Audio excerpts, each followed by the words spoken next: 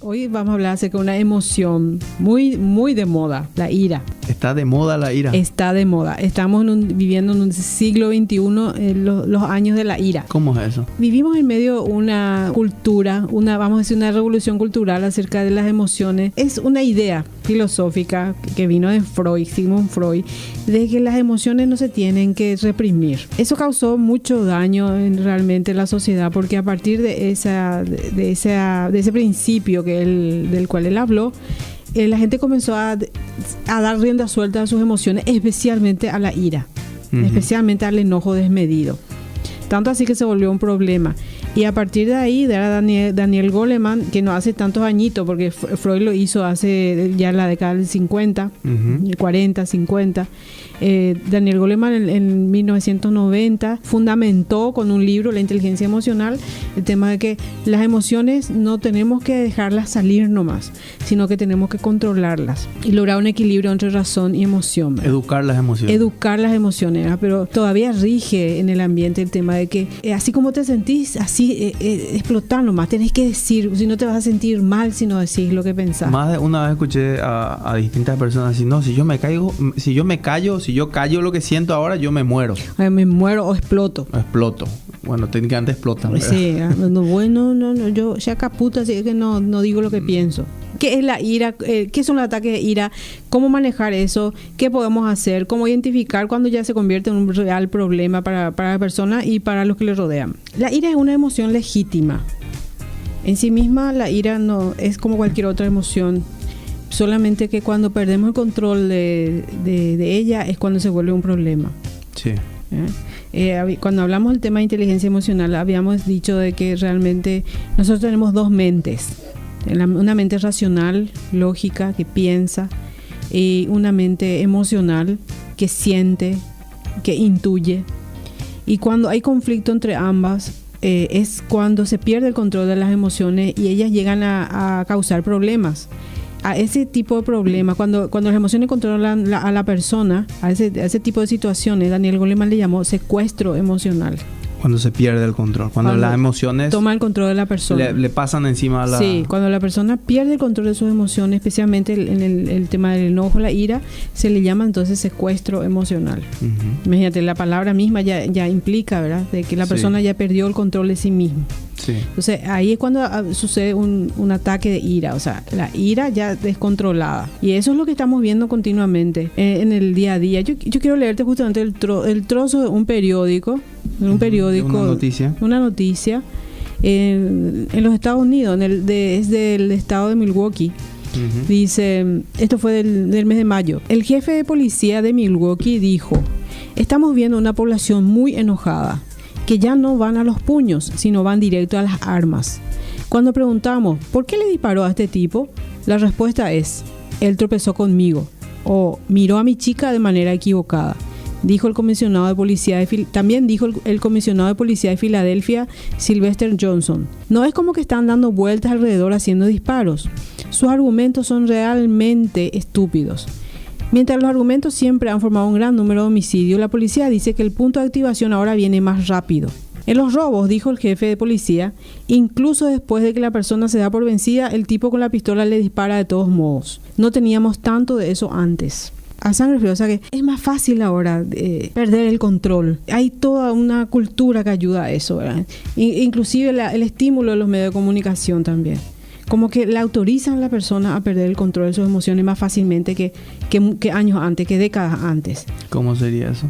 Estimulan la vista, estimulan los sentidos, ver, por ejemplo, nosotros prendemos el televisor a ver casi cualquier película de acción. Al instante estamos viendo ya 1, 2, 3, 4, 5 homicidios. O personas que sencillamente se enojan y sacan ya un arma y solucionan el problema asesinando. Estamos viviendo un tiempo difícil en ese sentido.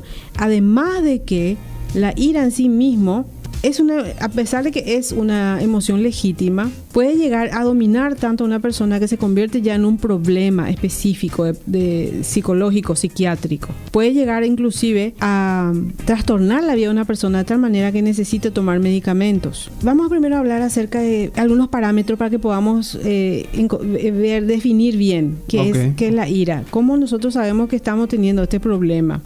Cuando va más allá de una emoción natural. Emoción natural que de repente se descontroló, pero que no llevó a ningún tipo de consecuencia negativa, ¿verdad?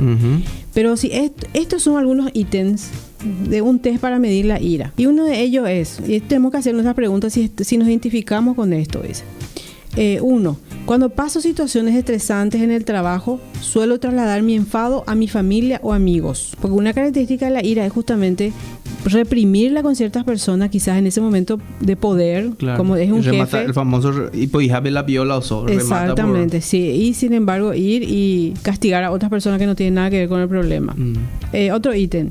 ¿Con qué frecuencia se comporta usted agresivamente? Por ejemplo, golpea, empuja, rompe o tira cosas o personas. Entonces nos identificamos con eso. Una vez una señora me había dicho, yo sé que mi marido cuando se enoja rompe todo. Rompe el ventilador, rompe el televisor. Y yo le dejo nomás que haga, porque sé que después al final él va a comprar todo. Pero ¿qué pasa? El vivir con una persona así, en cualquier momento, el romper cosas se va a convertir en romper personas. Ya no tiene control. Ya se desborda. Y ya se desborda. Otro punto. Cuando recuerdo algún hecho que me ha causado daño, ¿me siento encolerizado o no? O sea, ni siquiera es necesario que sea un hecho presente. Sino sencillamente el recordar puede provocar ira y desatar esa emoción sin control. O cuando alguien constantemente me sermonea sobre un tema en particular, ¿cómo me siento? ¿Me siento muy enojado? ¿Cómo sería eso, por ejemplo, cuando...? Y una mamá a su hijo, por ejemplo. Lavaste tu champión, ordenaste tu pieza, guardaste la leche en la heladera, ¿y por qué no hiciste? Entonces ese tipo de situaciones repetitivas llega un momento que él puede llegar a explotar en ira. O cuando una persona recibe una crítica en su trabajo o crítica en sus amigos, ¿cómo reacciona? ¿Reacciona tranquilamente, con tranquilidad, con serenidad, o explota de ira? O cuando recibe una injusticia. El otro es ¿cómo reacciono cuando recibo una injusticia? Porque la injusticia es uno de los puntos, uno de los detonantes de la ira. Bueno, pero la pregunta es, ¿cómo reacciono ante la injusticia, verdad? Sí. Pero lo normal sería que que tenga ira. Sí. Lo normal. Y ahí es cuando la ira es positiva. Y cuando yo estoy frente a una injusticia, tengo que sentir ira. Ahora, esa ira se descontrola, le pego a alguien a causa de eso, quiero matarle al que cometió la injusticia conmigo, o lo hago. Claro, porque realmente es más uno querríamos matar. Sí. El tema es que no contenemos. Sí.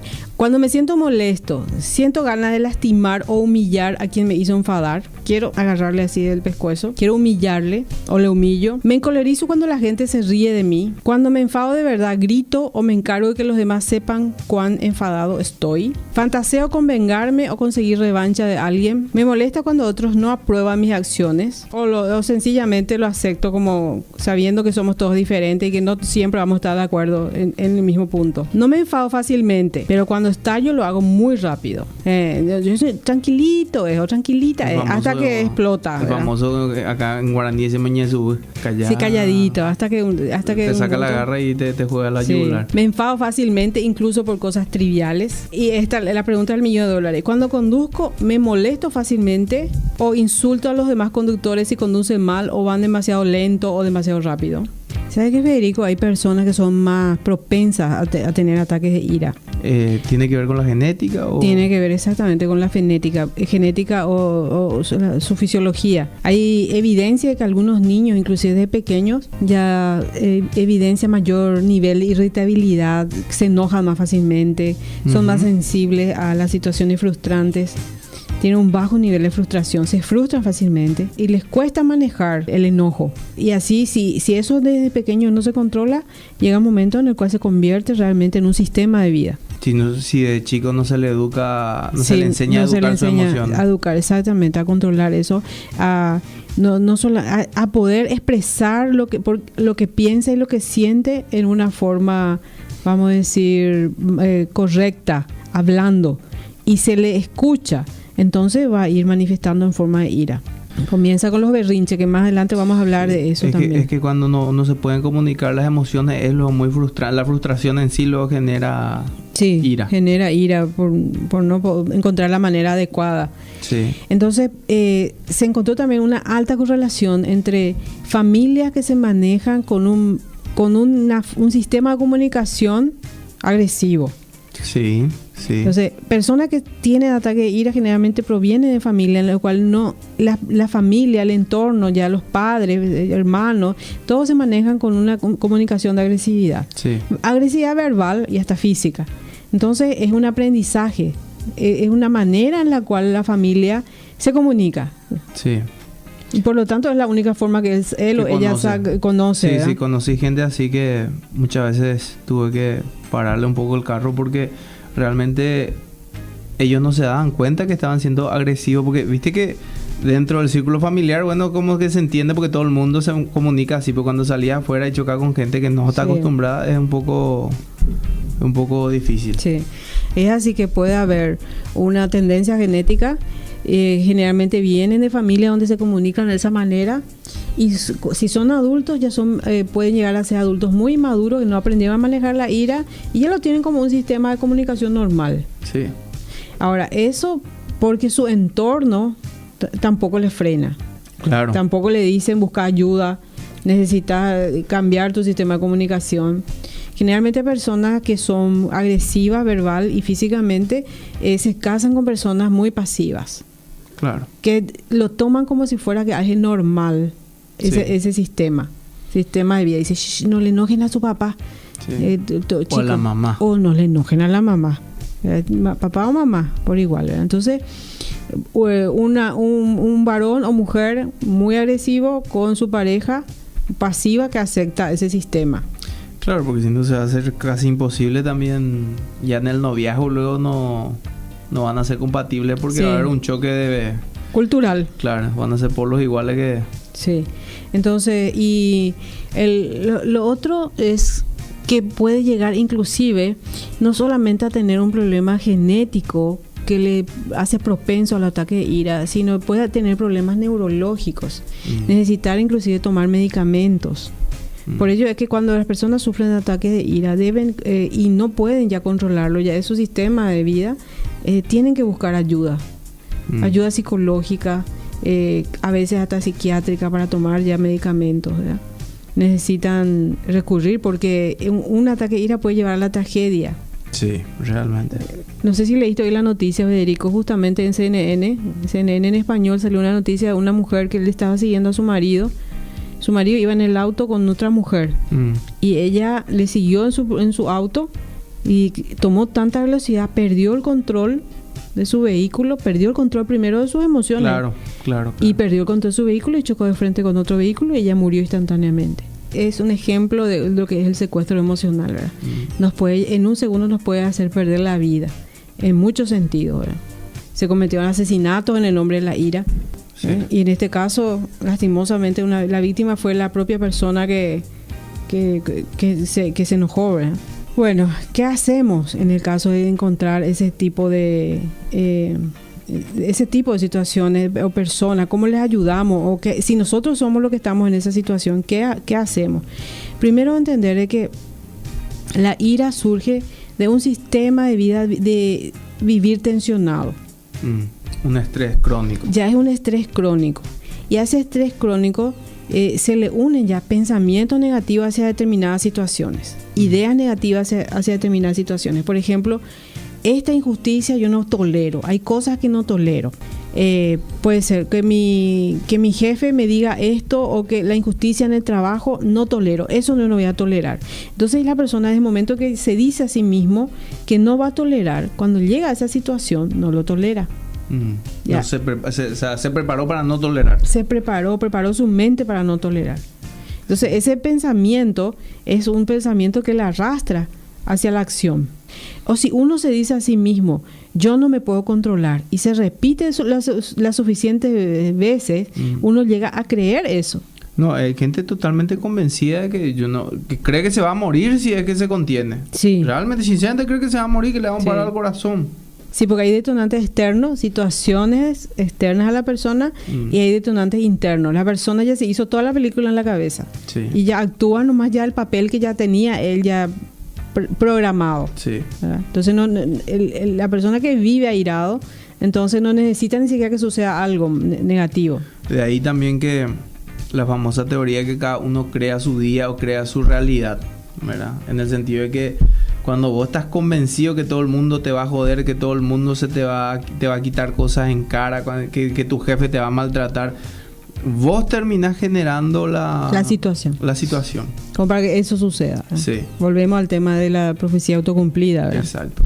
Entonces, en el caso de los ataques de ira, la terapia psicológica se centra en reorganizar la forma de pensar que tiene la persona. Sí, porque tengo entendido que tiene que ver también con las conexiones neuronales, las redes neuronales que se arman. Sí, porque las redes neuronales se forma un hábito alrededor de eso. Sí, se conectan y cada vez más rápido la información o la conectividad es más... Sí, es más rápida. Sí.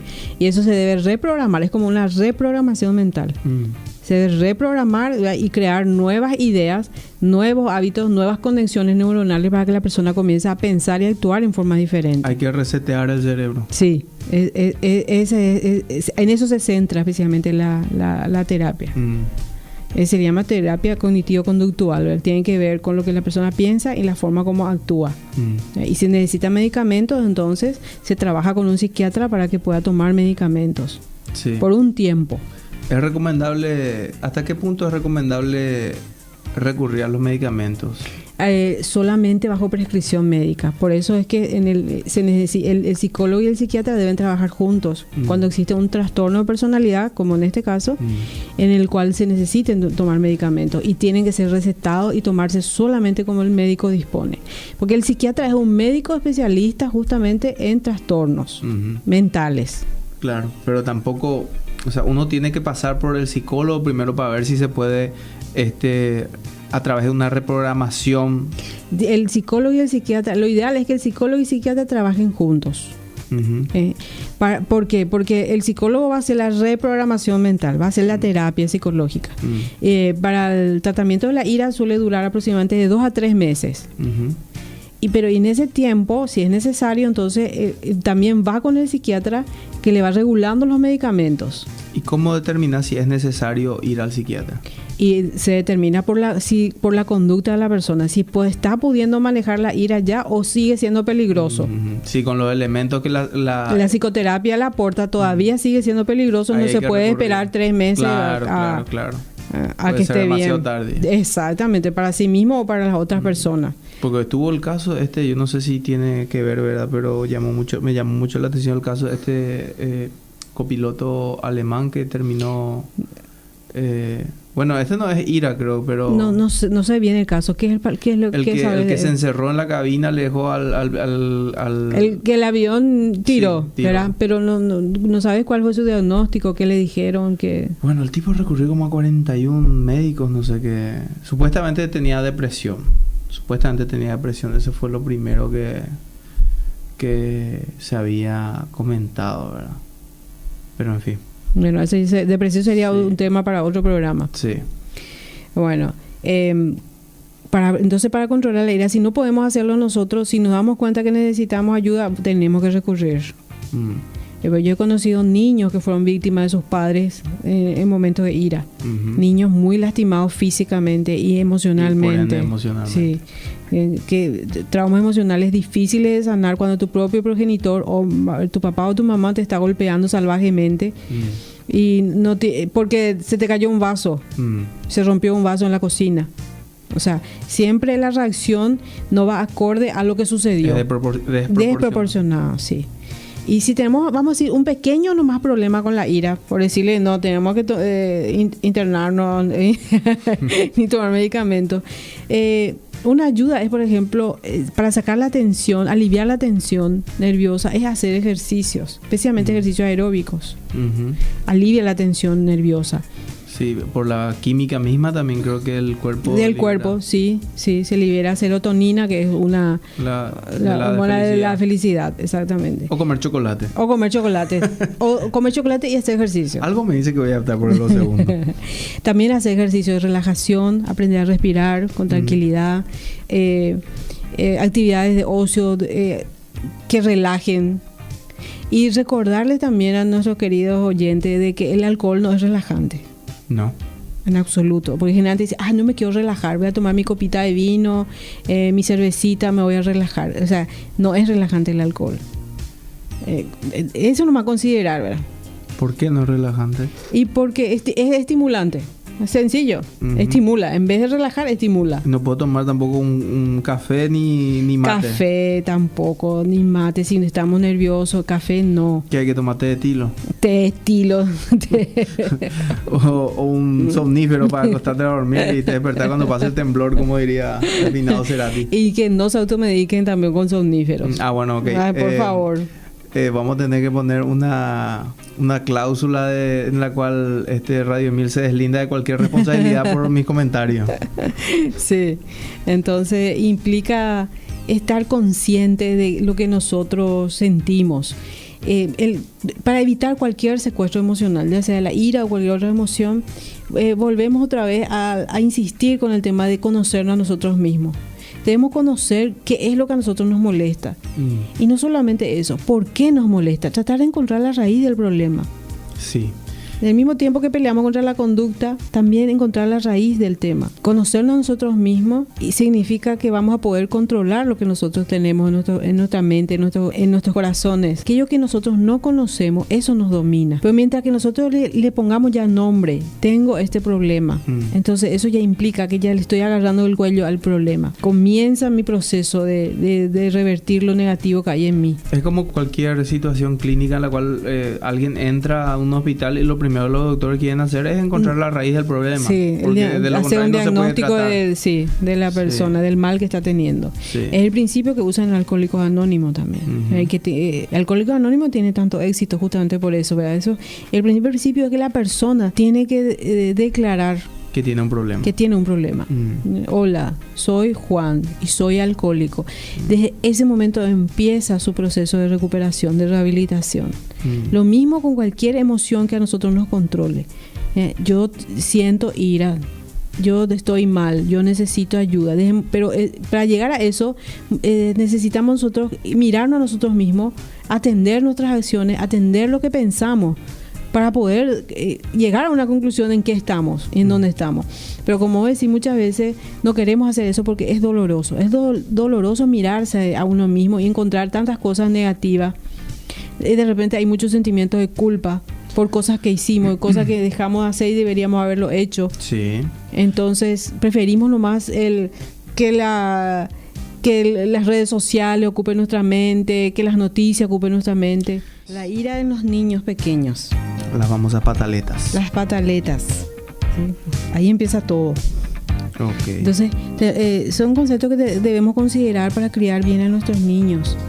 Y saber también, ver las señales en que si nuestros niños están necesitando una ayuda psicológica, ayuda especial para poder superar quizás ciertos problemas que está teniendo.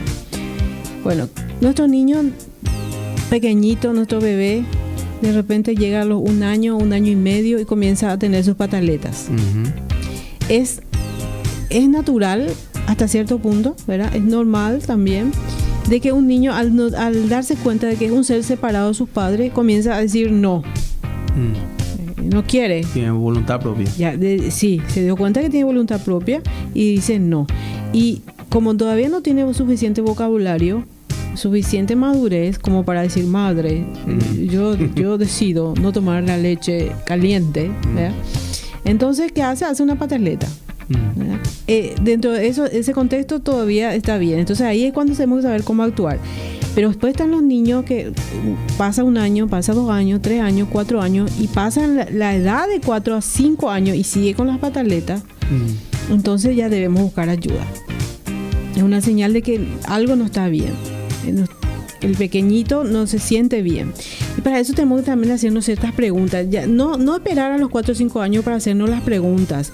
acerca de nuestros niños. Si se están repitiendo las pataletas, el berrinche, comenzar a fijarnos si no existen motivos más profundos que el desarrollo de su personalidad para que él tenga esos berrinches.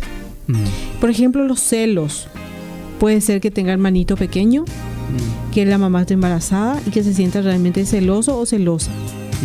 Sí. Y sea una manera de llamar la atención. Es muy común. Entonces los padres deben saber manejar esa situación, no haciendo que él o ella se sienta más celoso, sino haciéndole parte de la llegada del nuevo miembro de la familia. Va a ser el hermanito o la hermanita mayor. Sí, se le debe hacer parte y se le debe no solamente hacer parte hablándole, sino de todos los preparativos, de la compra, incluirla, que no perciba que se le va a dejar de lado cuando llegue el nuevo hermanito. Entonces, los celos suelen ser realmente una causa importante para los berrinches. Lo otro, las pérdidas. Puede ser una mudanza, quizás se vivía antes en la casa de la abuela, ahora ya no se le ve a la abuela todos los días, la familia tiene ya casa propia, o ya perdió un amiguito que era el vecinito y ahora se mudaron, ya no está más jugando con él. O sea, la pérdida que puede llegar a tener, inclusive por duelo, por muerte, puede llegar, como todavía no sabe manejar sus emociones, entonces expresarla con un berrinche. Sí. O berrinches repetidos. Claro que es un intento de transmitir su frustración, su frustración principalmente, ¿verdad? Sentirse mal. O por qué debemos también pensar por qué se siente estresado. Ahora también vivimos en un tiempo en el cual los niñitos cada vez más pequeños están yendo ya a la guardería, por el sistema de vida que tenemos, ¿verdad? Que las madres tienen que trabajar, hay que salir afuera, ¿verdad? Y los pequeñitos hasta creo que 2 o 3 años ya están yendo a la escuela. Puede ser que se sientan estresados por algún motivo, que primeramente por la separación de la madre, son todavía pequeñitos, entonces puede crear también berrinches.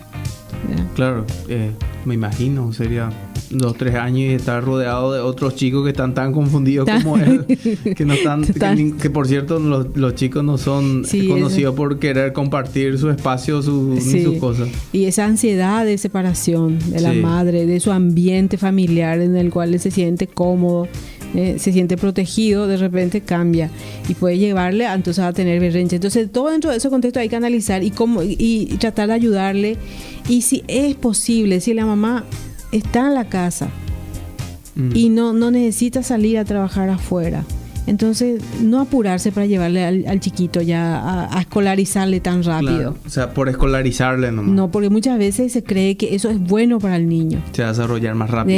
Entonces lo académico prevalece sobre lo emocional. Y como habíamos visto, justamente esa es la diferencia entre la inteligencia emocional y la famosa inteligencia lógica matemática. Lógica, sí, la intelectual, ¿verdad? Entonces, si se puede evitar que el pequeñito vaya al colegio tan temprano como de 3 años, entonces se evita. ¿Qué hacer cuando tu niñito tiene una pataleta? ¿Y qué hacer cuando lo tiene en un lugar público? Sí, que es peor. Encima te desafía y te manipula. Sí. Dijiste la palabra clave, manipulación, ¿verdad? Los pequeñitos muy temprano intentan ya manipular. Sí. Entonces, manipular a papá, a mamá para que hagan lo que él quiere, para que cumplan sus deseos. Y está probando la firmeza y los límites que se le coloca. Sí. ¿Verdad? Entonces, al hacerlo en un lugar público es un show que la familia, por la cual la familia no quiere pasar. Claro. Y por lo tanto, rápido le van a comprar lo que está pidiendo o le van a dar lo que está queriendo, ¿verdad? Se volvió un terrorista al toque, le secuestró a la familia. Sí, el secuestro emocional se convirtió ya en terrorismo, ¿verdad? Entonces, ¿qué hacer? Tratar de mantener la calma. Sí. Eso de por sí ya es difícil cuando se tienen niños pequeñitos y más si son ya naturalmente traviesos, pero tratar de mantener la calma. Y el mantener la calma implica también firmeza. Se recomienda entonces tomarle al niño por los hombros, no sacudirle, tomarle por los hombros y agacharse y mirarle a los ojos, que haya contacto visual. Se le mira a los ojos y se le pida que se tranquilice, pero con firmeza. No, tranquilízate por favor, cállate por favor. No demostrar. No demostrar debilidad, Sí. sino ser firme. Sí. Ni tampoco ira. No, menos aún Cállate ira. que te reviento. Que te reviento. Te recogemos en bolsita. No, absolutamente. Tiene que ser, se tiene que mostrar firmeza y respeto hacia el pequeño. Y pedirle a él también ese respeto hacia los padres. Nunca se es suficientemente pequeño como para empezar a pedir respeto. Sí. Pero para eso también se le debe respetar. No, es chiquito, no entiende nada. Y debe haber respeto en la familia también. Respeto entre esposo y esposa. Sí, porque es un círculo vicioso. Padres que no respetan a sus cónyuges, hijos que no respetan a los padres. Sí. Y después se vuelve un círculo vicioso de verdad, porque los hijos que no respetan a los padres, pues los padres no respetan a los hijos y se vuelve una cosa, un canibalismo se vuelve. Claro, porque ya no hay autoridad moral para pedir Nadie respeto. tiene derecho a tirar la primera piedra. Entonces generalmente ya nadie luego solicita ni pide respeto. Claro, es un antivalor ya el respeto. Ahí la ley es más fuerte. Entonces sí se le debe respetar a los pequeños, aunque sean muy pequeños, respetarle, ser firme porque ellos sí necesitan límites. No podemos darle todo lo que piden. Tenemos que hacer que ellos sepan esperar. Y es importante, ahí que dijiste, no darle todo lo que ellos quieren. Creo yo que es muy importante también hacerle entender de que no ir con el discurso de no te doy porque no puedo, no porque es muy caro. Porque muchas veces realmente no pasa por una cuestión de precio, sino realmente es que no es prioridad, no necesita a la criatura. La criatura tiene que saber que sus padres no son unos miserables o unos muertos de hambre, sino que sencillamente pueden y no lo hacen porque no conviene. O sea, creo yo que denota más autoridad y orden también en la toma de decisiones. Se hizo una investigación muy interesante en la Universidad de Stanford unos años antes, que se le llamó la prueba del bombón. Así se le llamó, la prueba del bombón. Y se hizo con niños de 4 años. Individualmente. Se le habló al niñito, una maestra le lleva al niñito en una sala donde hay una mesa, una silla, y se le pone un bombón enfrente. Y se le dice al pequeño, yo voy a salir, la maestra le decía, ¿verdad? Yo voy a salir ahora 20 minutos de aquí, de esta habitación, y me voy y vuelvo. Si vos, este bombón es para vos. Vos podés comer ese bombón ahora. Pero si vos esperas que yo vuelva en 20 minutos, yo te voy a dar 2 bombones.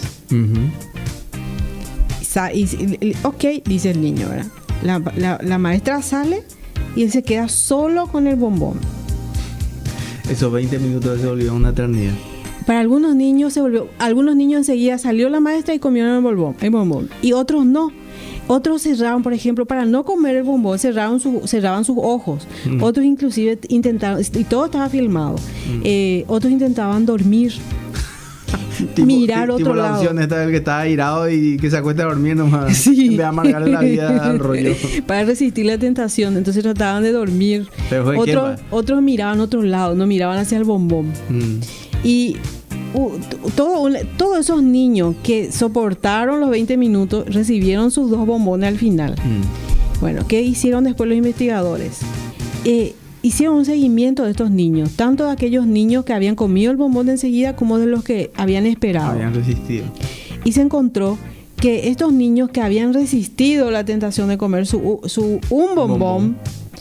Al terminar la secundaria eran niños exitosos académicamente. Eran niños que manejaban bien sus emociones y poseían habilidades sociales para manejarse bien en su entorno. Eran niños exitosos. Sí. O sea, se volvían adolescentes exitosos. Adolescentes exitosos. De 16, 17, 18 años, exitosos. Y se había descubierto también que aquellos niños que no habían resistido la prueba del bombón tenían problemas académicos. Algunos habían dejado inclusive la escuela, estaban con problemas emocionales, la mayoría de ellos. Entonces se llegó a la conclusión de que realmente el dominio propio que se aprende ya en la primera infancia sirve para que las personas se puedan poner objetivos a mediano y largo plazo y resistir cualquier tentación de dejar por el camino, de seguir su objetivo. Por gratificaciones inmediatas. Sí. Entonces, dejar de lado esa gratificación inmediata por gratificaciones posteriores. Que son mayores. y que duran toda la vida. Entonces, esa fue la prueba del bombón. Por eso, esta prueba, esta investigación, nos sirve para reflexionar acerca de qué es lo que le estamos dando a nuestros niños, ¿verdad? Le estamos dando todo lo que piden. Nos sirve. Para ver, ¿qué les estamos dando todo? ¿Es conveniente darles todo? ¿O es conveniente hacerles esperar en determinadas cosas? ¿O sencillamente no darles inclusive?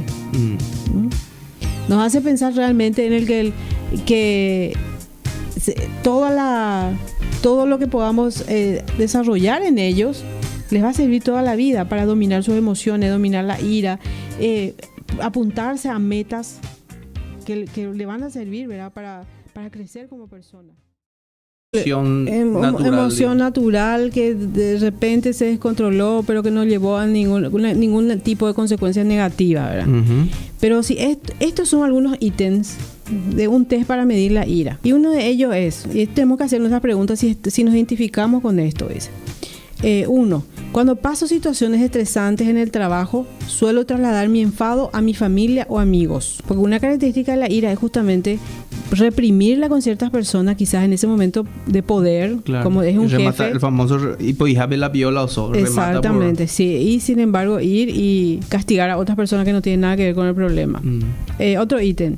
¿Con qué frecuencia se comporta usted agresivamente? Por ejemplo, golpea, empuja, rompe o tira cosas o personas. Entonces nos identificamos con eso. Una vez una señora me había dicho, yo sé que mi marido cuando se enoja rompe todo.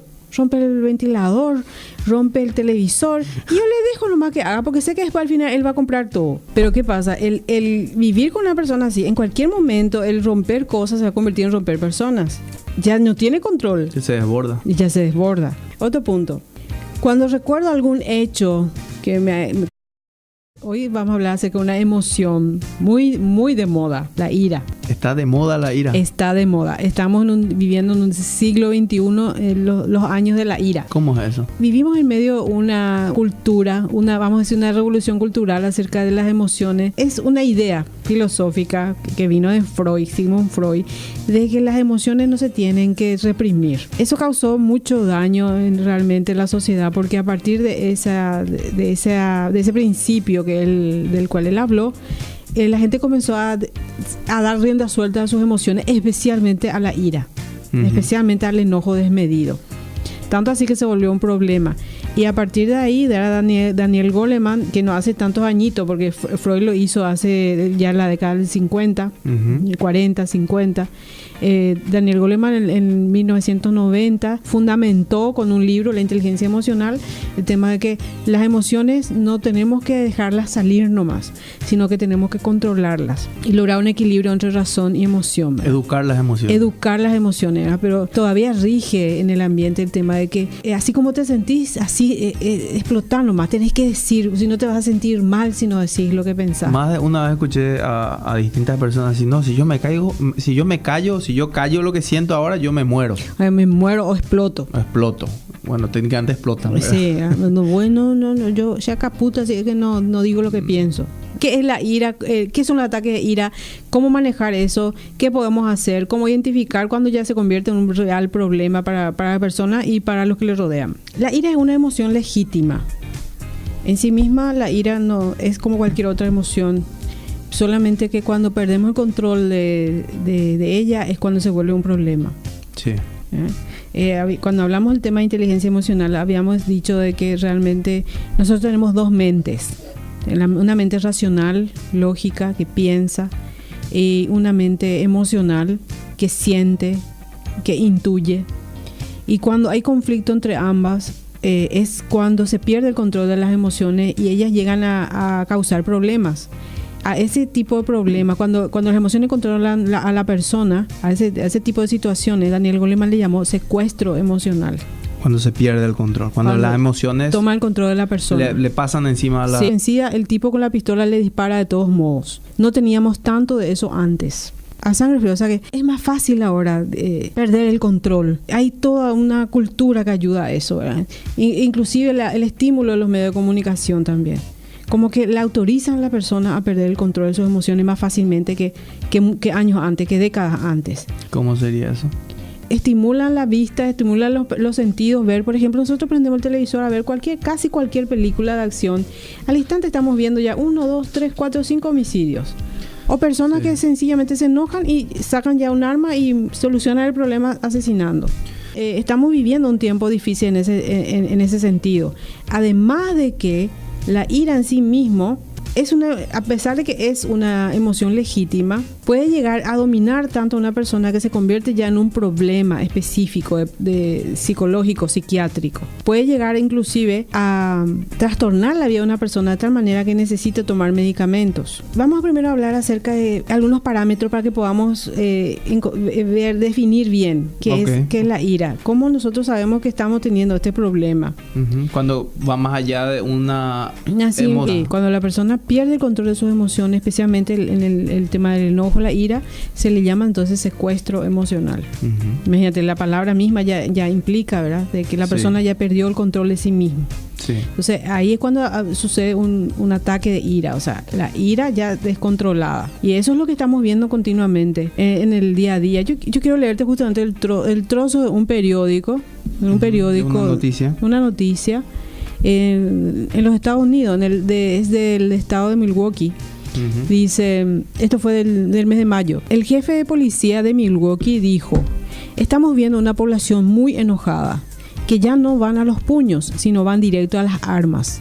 Cuando preguntamos, ¿por qué le disparó a este tipo?, la respuesta es: él tropezó conmigo, o miró a mi chica de manera equivocada. Dijo el comisionado de policía también dijo el comisionado de policía de Filadelfia, Sylvester Johnson. No es como que están dando vueltas alrededor haciendo disparos. Sus argumentos son realmente estúpidos. Mientras los argumentos siempre han formado un gran número de homicidios, la policía dice que el punto de activación ahora viene más rápido. En los robos, dijo el jefe de policía, incluso después de que la persona se da por